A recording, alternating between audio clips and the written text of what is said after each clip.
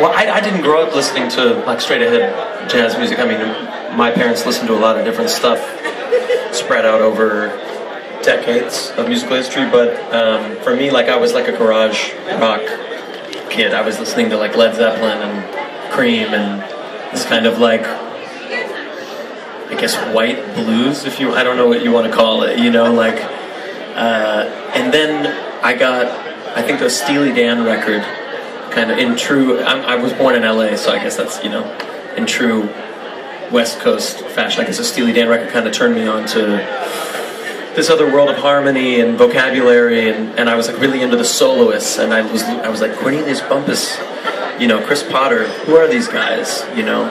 And then that kind of like led me down this other route.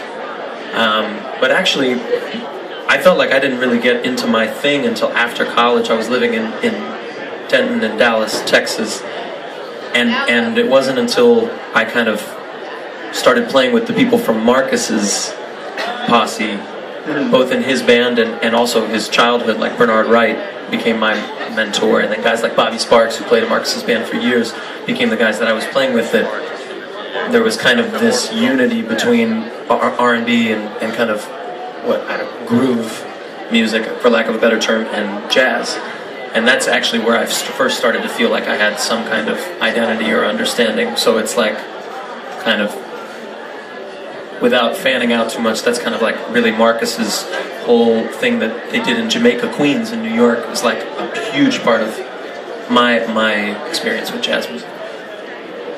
So for me, yeah, I was born in Brooklyn, but when I was 10, we moved to Jamaica, Queens. And Jamaica was a cool neighborhood because it was far enough from Manhattan to not be so expensive, but it was close enough to Manhattan for all the jazz musicians to live there and be able to make their gigs. So at different times in Jamaica, Queens, we had John Coltrane living there, we had Billy Cobham, we had Count Basie, he lived in Jamaica, Queens, Lenny White, all sorts of incredible jazz musicians. And because I grew up in the 70s, there was a heavy funk scene. So you were required as a musician in Jamaica, Queens, to be able to play jazz and funk. And you were required to play them with the same mean New York attitude. So we used to frown when we played, you know. And because we would play for audiences who might not have been familiar with jazz, when we played jazz, we played it really aggressive. Like, and the people say, look at these little 14-year-olds, and they're so serious about their music. Even though I don't like what they're playing, I'm going to respect what they do. Anyway, so I grew up with both sides at the same time.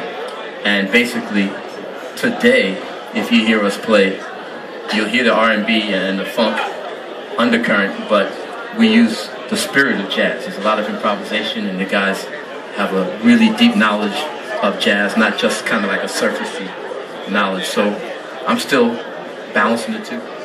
That's right.